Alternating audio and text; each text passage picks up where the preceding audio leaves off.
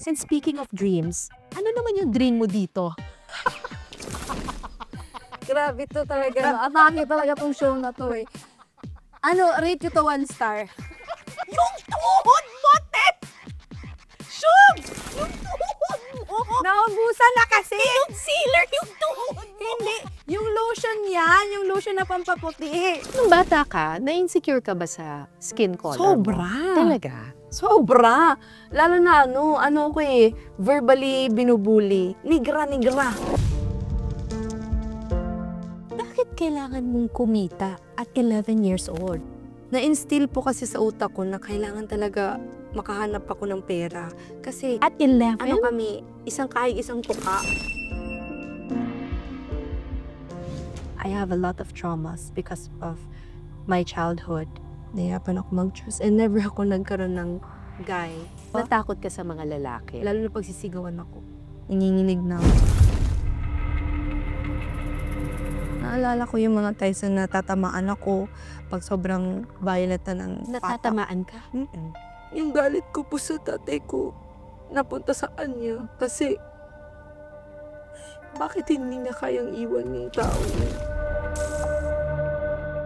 Ano po yan? Letter to ng mami mo sa'yo, binigay sa amin. I am sorry for the times I may have fallen short. I always did my best, but I know I wasn't perfect. Nobody is perfect, but your mom is perfect for you, Shubs. Always remember that.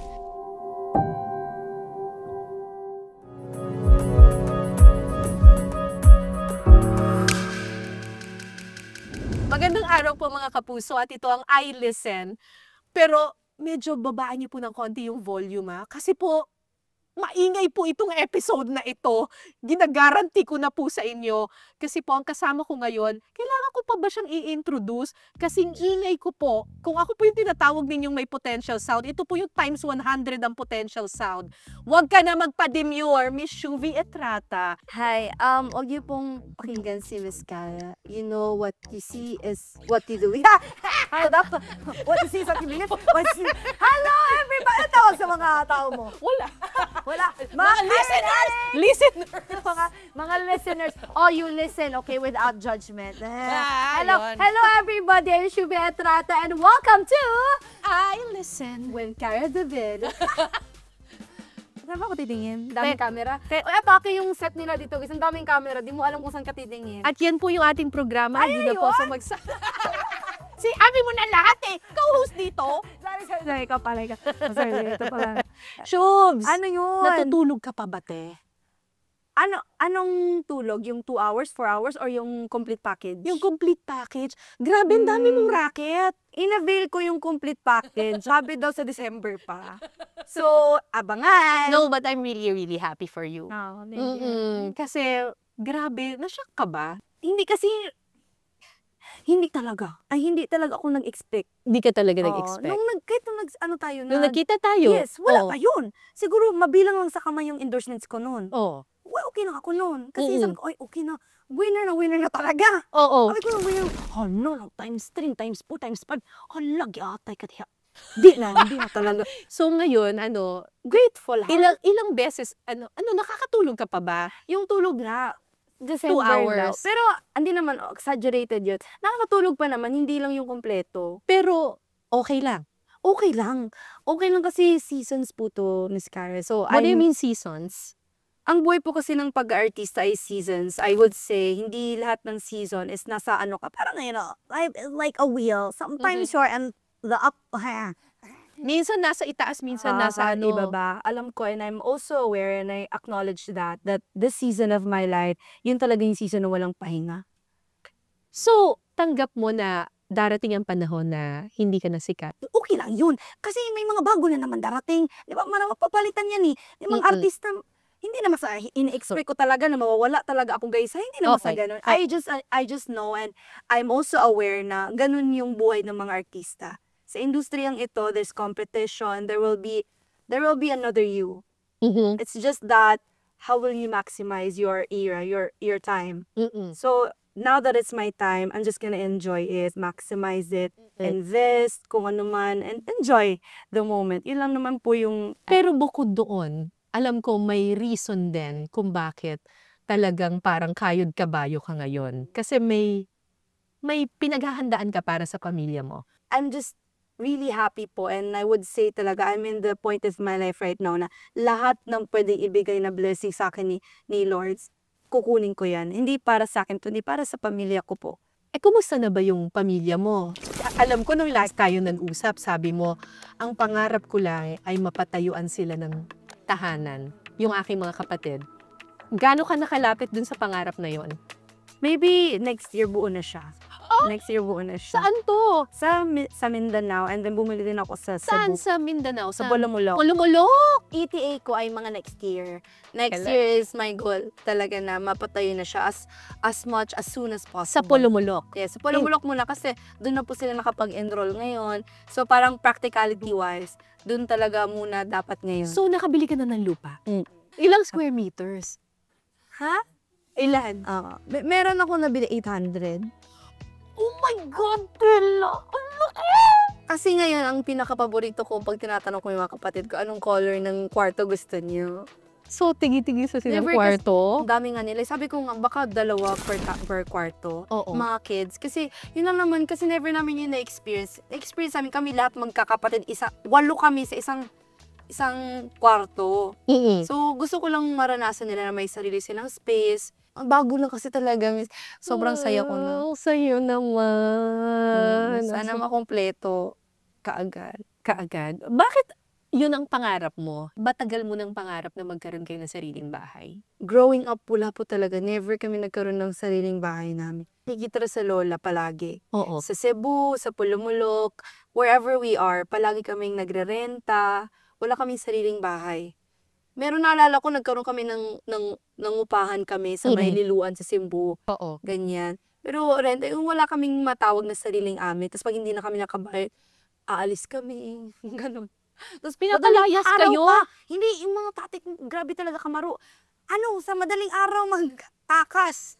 Kasi malaki na utang. Pag hindi na kayo nakakabayad, Oo. tatakas na lang kayo. Ay, hindi sila yun. Dala-dala lang kami sa sasakyan. Yung parents ko yan. Sasanay na kayo. So, nung bata ka, pinapangarap mo talaga yun? Kaya nga pinangarap ko po yung pagiging doktor kasi alam ko yun yung pinakamalaking sweldo, di ba? Oo. Pag nasa probinsya ka, either doctor or lawyer, dun ko pinush yung sarili ko para magkaroon ng malaking sweldo and eventually maka-abroad kasi yun yung di ba? Yun yung mindset ng mga mga tao, mga probinsyanang kagaya ko, abroad is the key. At nag-take ka ng physical therapy. Kumusta na? Yung pag-physical therapy mo. Ayun na siya. Parang ako na yung kailangan ng therapy na yun. Pero hanggang ano ba yung inabot mo? Third year. So, isang taon na lang. Isang taon na lang. Do you still dream na one day Yes. matapos mo siya? Yes. It's gonna be a lifelong regret if I will not pursue my studies kasi I for sure know how much it's gonna help me in the future. Totoo yan. Kung mapagpatuloy ko po siya. And ang nangyari nga po na ito ay seasons man lang. So, acknowledge in the season, should we sacrifice mo muna your happiness. This is all for your family. And also for your future as well. So, pero ang true happiness mo, maging doktor. Hindi. Oo. Talaga. Maganda yun. Okay yun. Huwag mong bibitawan yun. At wala namang edad sa pag-aaral eh. 'Di ba? Kahit na mas matanda ka na. Bakit parang iiyak? Nakakainis. Bakit? Open forum pala to. Hindi. Binigyan lang kita ng advice. Bakit parang biglang ano ka? Hindi kasi ayokong bitawan siya. Pero ngayon kasi Miss Karen na sobrang ganda kasi ng career ko ngayon. Yes. And I pag understand. Sobrang ganda ng career mo, mas lumalabo yung chance na yun na makabalik ulit.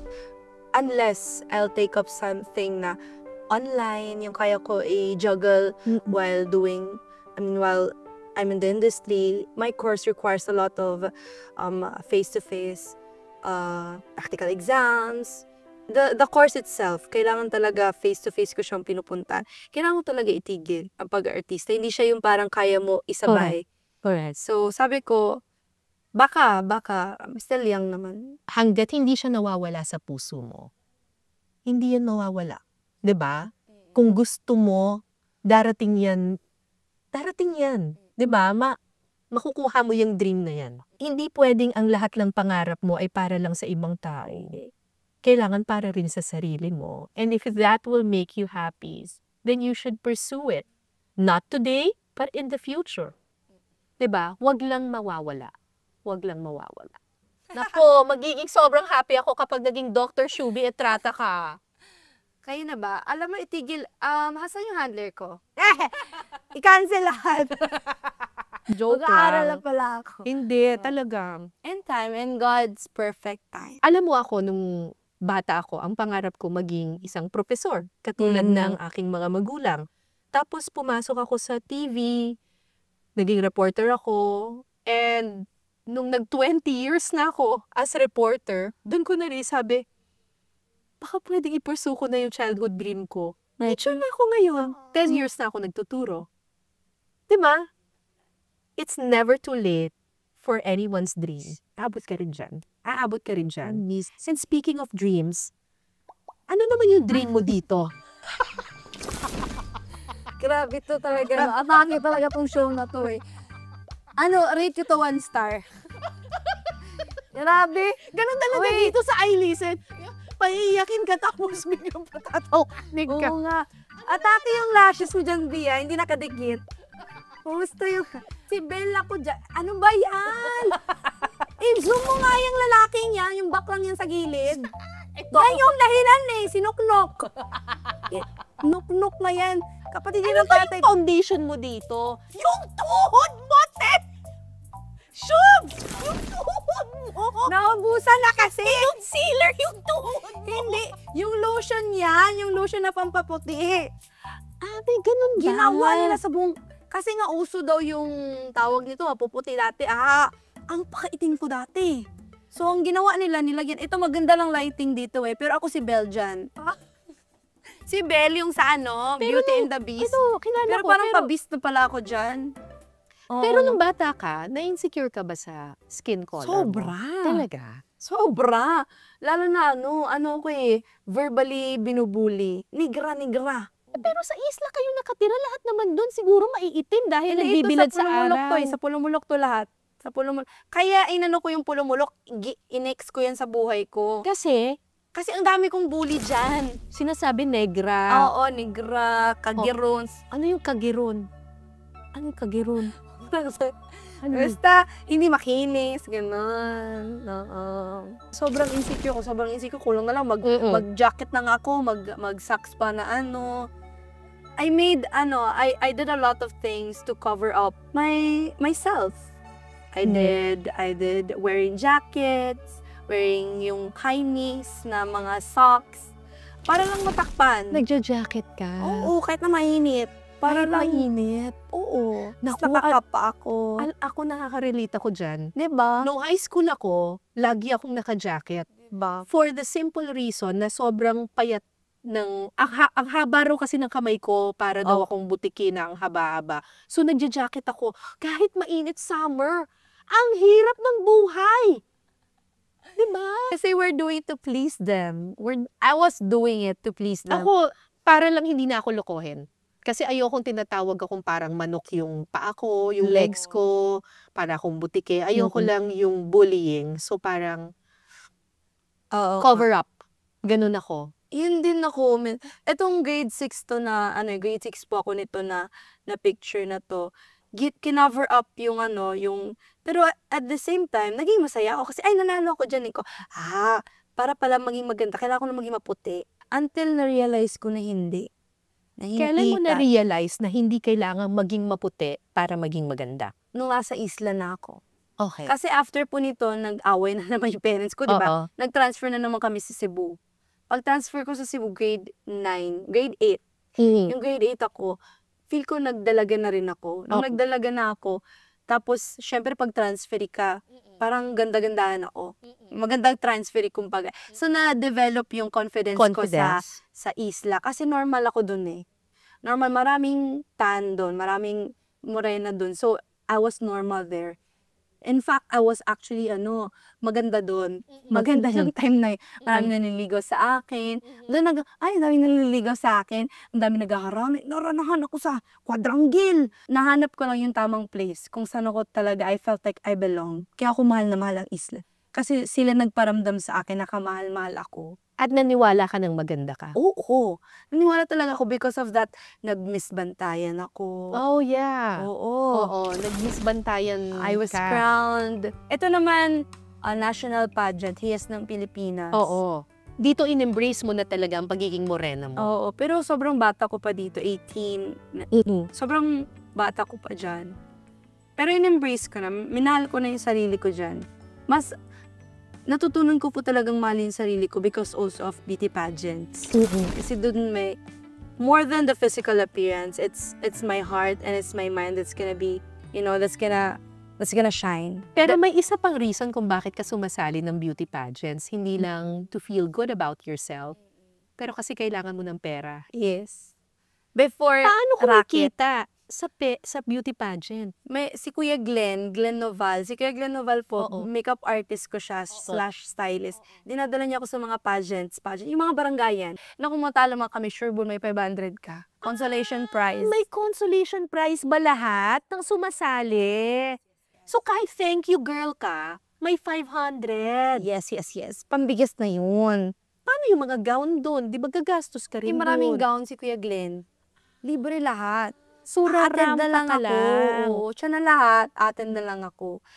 Pag manalo kami, edi hati kami. Magkano premyo pag sa barangay 3, 5, 5K. So ilang beauty pageant ang sinasalihan mo sa isang buwan? Hindi ko na maalala. As in talagang parang Oo. every Kulang month? na lahat ng barangay puntahan ko. Kahit hindi ka doon nakatira? Siyempre, i-joke yan na, may ano siya dito parente. Kunya. Tsaka meron mga pageant na open, na from different, pwede yun. Meron ganun. Ilang Pupunta. taon ka nun? 12, 13. As early as 12 years old, nagpa-pageant ka na? Oo. Bakit kailangan mong kumita? Na-instill po kasi sa utak ko na kailangan talaga makahanap ako ng pera. Kasi, At 11? kami, isang kahig, isang tuka.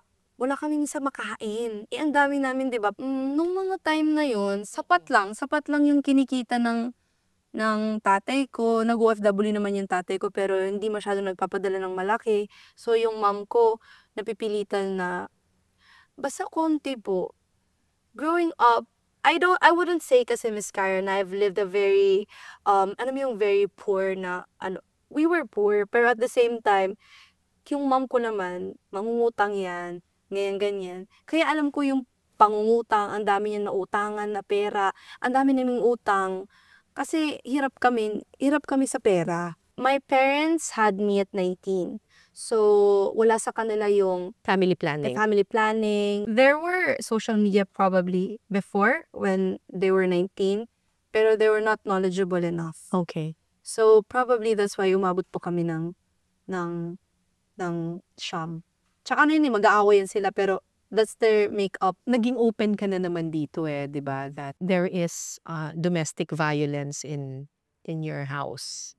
In the past. Di ba? In the past. And usually, syndrome kasi talaga yan. It's really a cycle na And it never stops. that it never stops. And pag nagme-makeup, usually, nagkakaroon ng bata. Oo.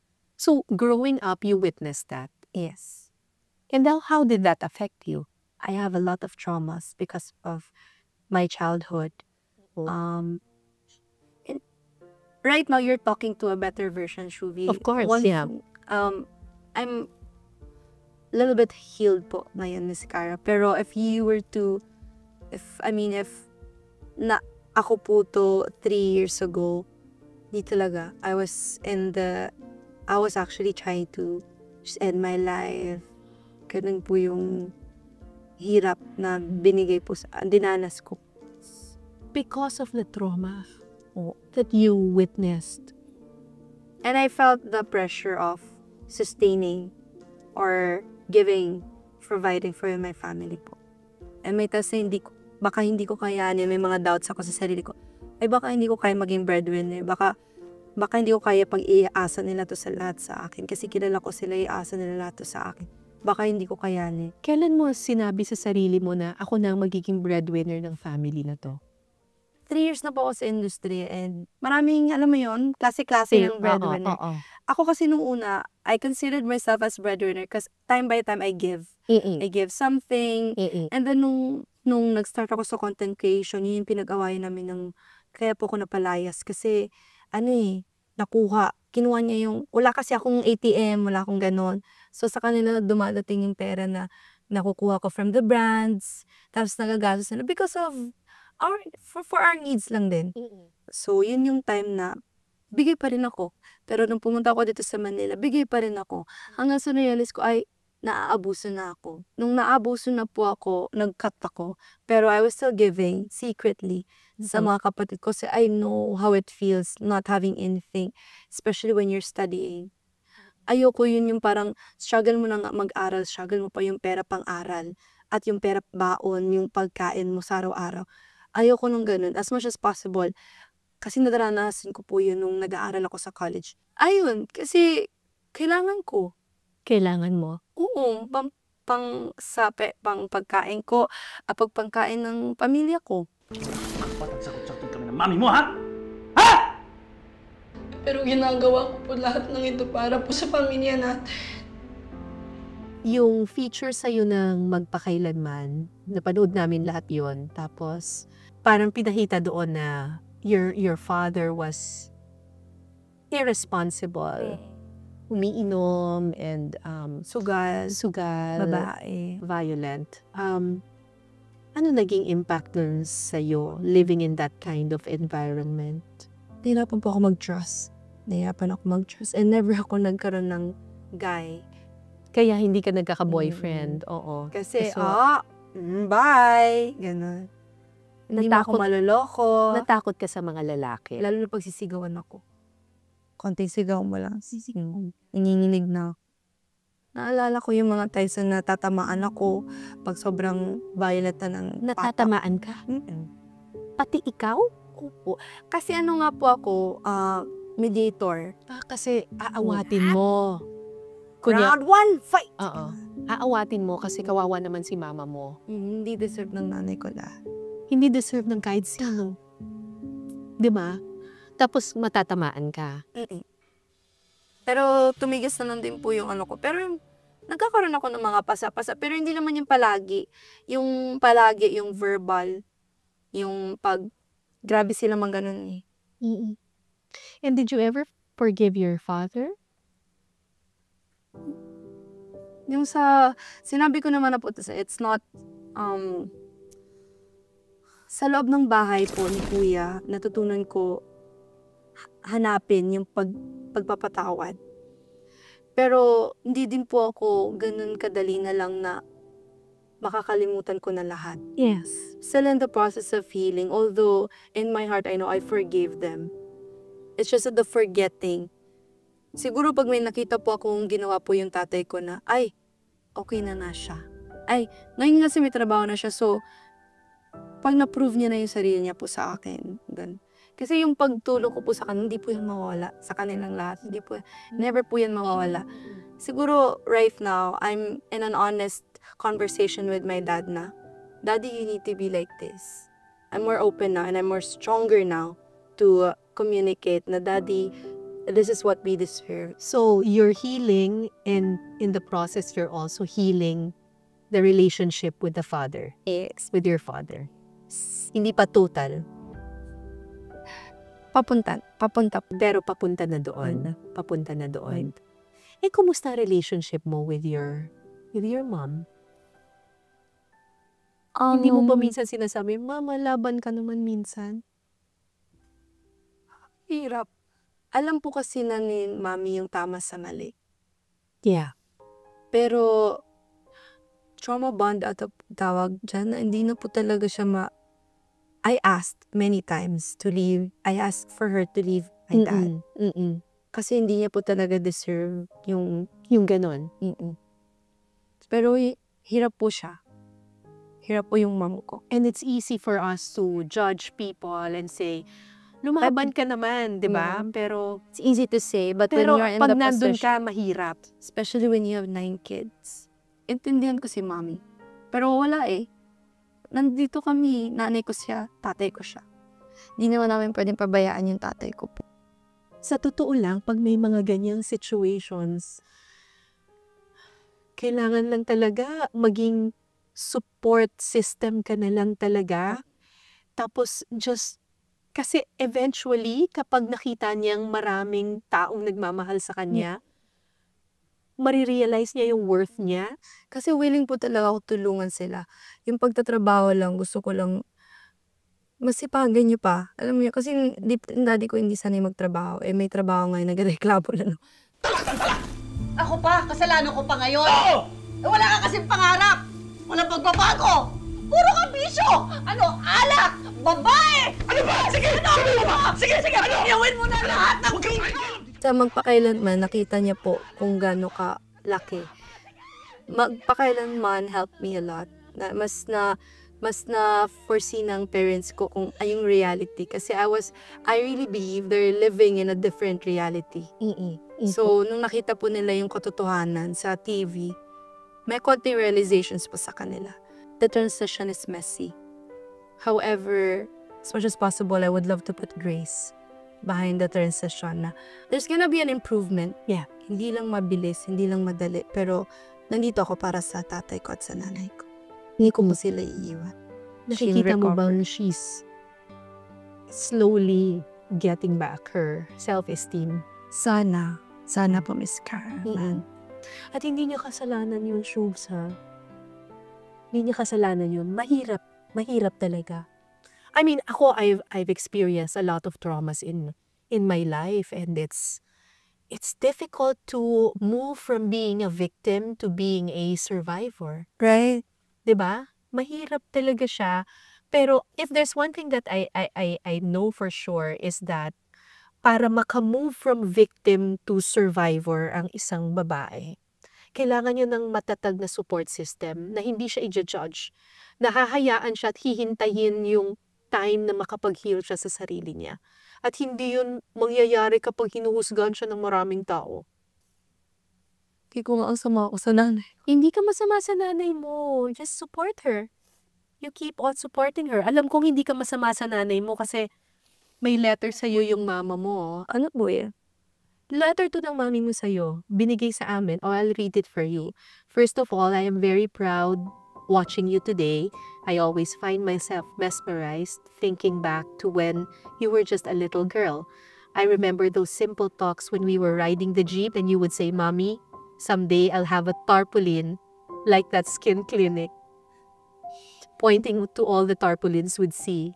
Now all your dreams are being served to you by God, even more than you asked for. I remember one day you asked me, "Mommy, I want to be a doctor."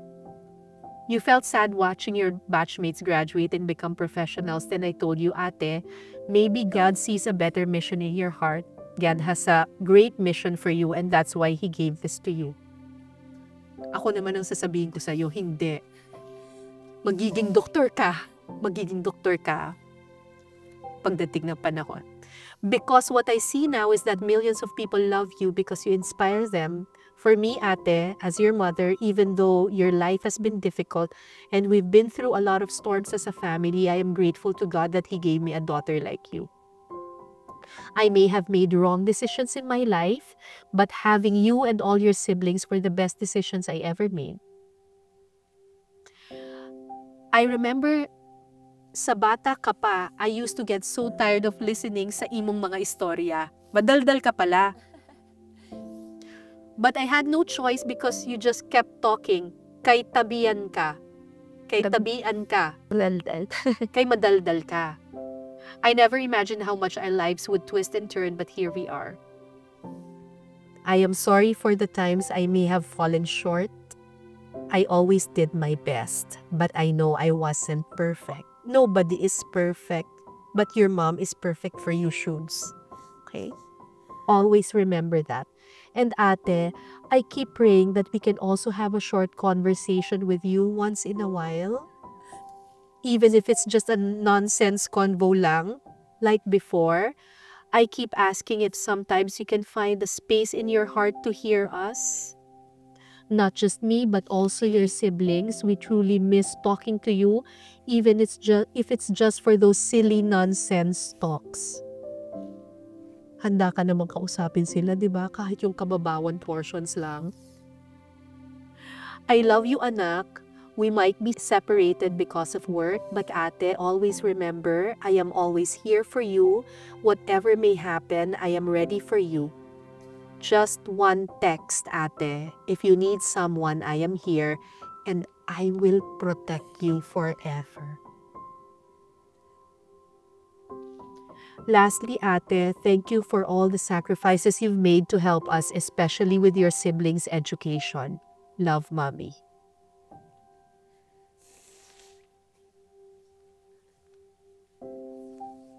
Akala mo lang mahina yung mama mo sa mga times that there was trauma, but she was just there protecting all of you. Do not forget that. Grabe talaga si Lord. May kagabi lang po kasi kami nung nahirapan po akong Miss Carl. Siguro, aminin ko, I was depressed. I was depressed for the past 3 years. It was not easy for me to live Of course. without them. Kasi nga sanay ako na may sumbungan ako. So, yung galit ko po sa tatay ko, napunta sa kanya. Kasi, bakit hindi niya kayang iwan yung taong po kasi na hindi niya kayang iwan. Nabibigyan din ng hirap ng buhay yung mga kapatid ko. Hanggang sa wala na po akong pakialam sa namanid na po ako. Baka kasi nakikita niya, pwede pang maging buo yung pamilya. May flaws din po ako. Sa'yo ko ito sinabi. Na ano? Hindi po ako yung magaling na anak na Hindi ka magaling na anak? Huwag mo sasabihin yan. Nahirapan po kasi talaga ako eh. Nahirapan ako intindihin yung nanay ko. Pero as what you have said, I'm transitioning from a victim to a survivor is hard. Yes, it's To hard. acknowledge my mom's pain. Yes.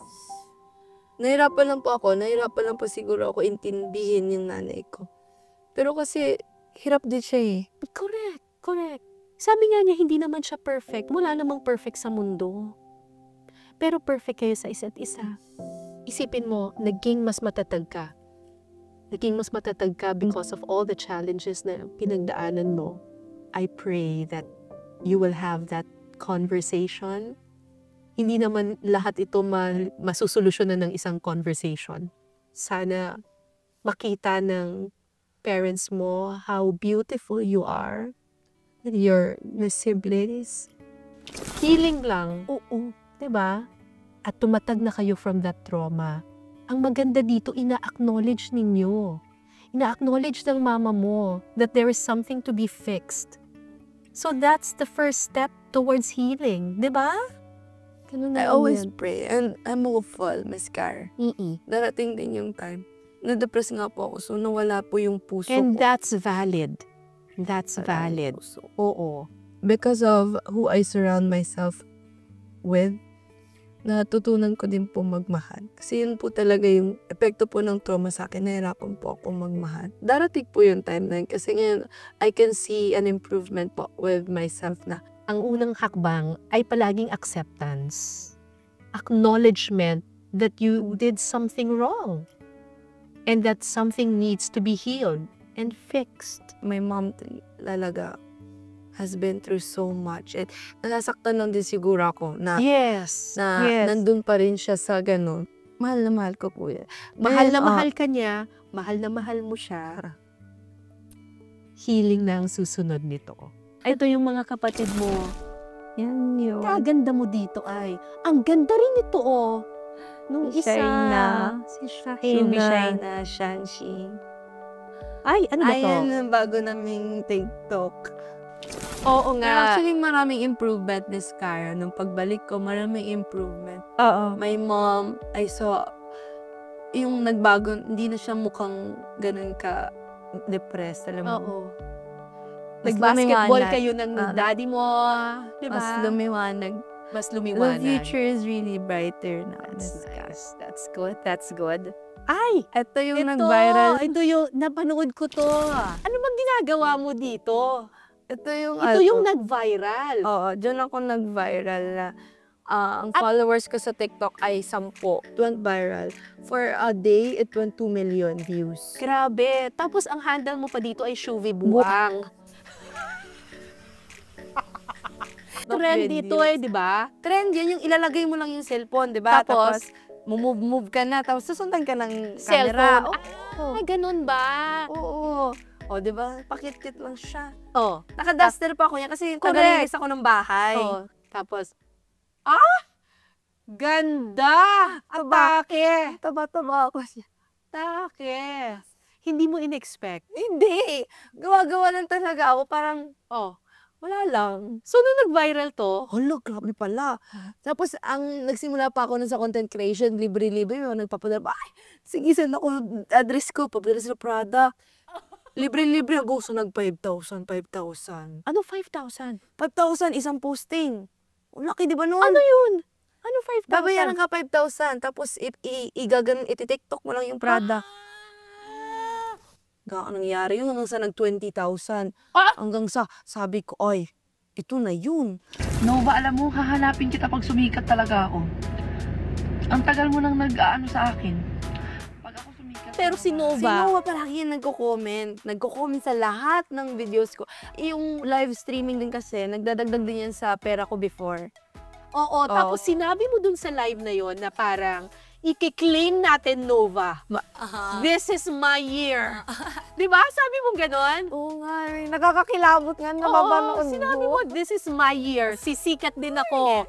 Tapos ang feeling sabi ko mo maraming pa, bash. kapag hindi ka sumikat, hello Cebu Doctors. Oo, kasi Diba? that was a fallback. If anything happens, balik na ako sa pag-aaral. It's Correct. still a win for me. You know? It's Correct, still a win correct, for me. correct. And I was really grateful to her. She was the first few people who believed in me before. At sa lahat ng fans mo. Mm-mm.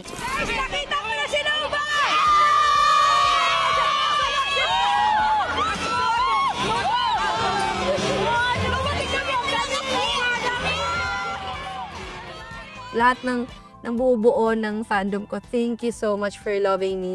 And I'm just really glad na minahal nila ako kung sino ako, Miss Cara. Sarap sa feeling na may nai-inspire ako at napapasaya akong tao. So, mga tao, so huwag kayong mag-alala, marami pa kayong aabangan at mahal na mahal ko kayo, tandaan niyo yan palagi. Ako yung isa mong fan. Ito, yan yung isa mong fan. Nasa studio si Shuvi. Ito na yung pagkakataon ko magpa-picture.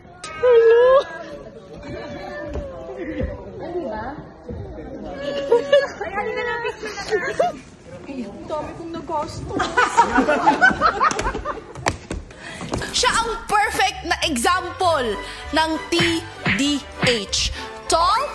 Check. Dark? Check. Handsome? So check! Kumusta na kayo ni Anthony? Okay naman po, Miss Cara. Nandiyan pa rin siya sa pinapahirapan ko pa siya sa buhay niya. Alam mo, kapag mahal ka ng isang tao, hindi sila nahihirapan sa panliligaw. Nag-e-enjoy sila sa pagliligaw. Ang nagsabi sa akin yan yung asawa ko. Ayan, Hindi pero rin he's yan. someone special and I'm really grateful for that guy. But he's really kind of emotionally mature. So medyo natuturuan ang utak ng first son because of him. So I'm really grateful, Miss Cara. Malalaman mo kapag tama siya, kapag yung lalaki doesn't put his best foot forward. Yung kapag talagang natural na natural siya at komportable ka sa kanya, komportable rin siya sa'yo. Yung hindi yung lagi siyang nagpapa-impress. Kahit nasagutin mo siya, ganun pa rin siya. And napag-usapan na rin namin yan. He respects my priorities and family, career. Saka na talaga yung love life. Nandiyan naman siya nevertheless, sabi niya sa akin. I just want to thank you because you've inspired a lot of people.